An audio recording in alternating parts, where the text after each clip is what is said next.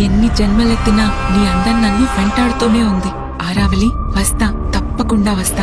ఆరావళి 9 రాజ్యాలకి మహారాణి. తరగని అందం, పెరగని వయసు, చెరగని సొగసుతో 200 సంవత్సరాల నుంచి చావు కూడా లేకుండా రాజ్యాలని పాలిస్తూ వస్తుంది. ఇదిలా ఉండగా అదే రాజ్యంలోనే నివసిస్తున్న విక్రమసింహ అనే 16 ఏళ్ల యువకుడి ఆరోగ్యం క్షీణించి చావు బ్రతుకుల్లో ఉన్నాడు. కొడుకు ఇంక బ్రతకడని విక్రమసింహ తల్లి కూడా ఆశలు వదిలేసుకుంది. ఒకరోజు విక్రమసింహ పడుకునుండగా ఏదో కలొచ్చి ఉలిక్కిపడి లేచాడు. వెంటనే తల్లి పరిగెత్తుకుంటూ వచ్చి, బాబు మళ్ళీ అదే కలొచ్చిందా?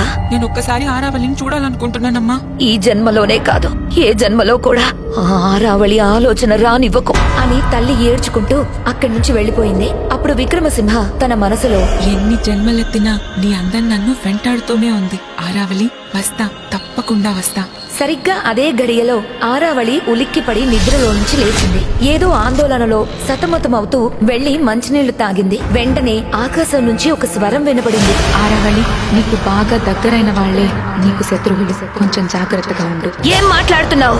నన్ను తాకే మగాడు ఇంకా పుట్టలేదు అని గట్టిగా అరిచింది. చావులేని ఆరావళికి ఇప్పుడు తన అందం వల్ల ఎందుకు సమస్య రాబోతుంది? తల్లి విక్రమసింహని ఎందుకు హెచ్చరించింది? చావు బ్రతుకుల్లో ఉన్న విక్రమసింహకి ఆరావళికి ఏమైనా సంబంధం ఉందా?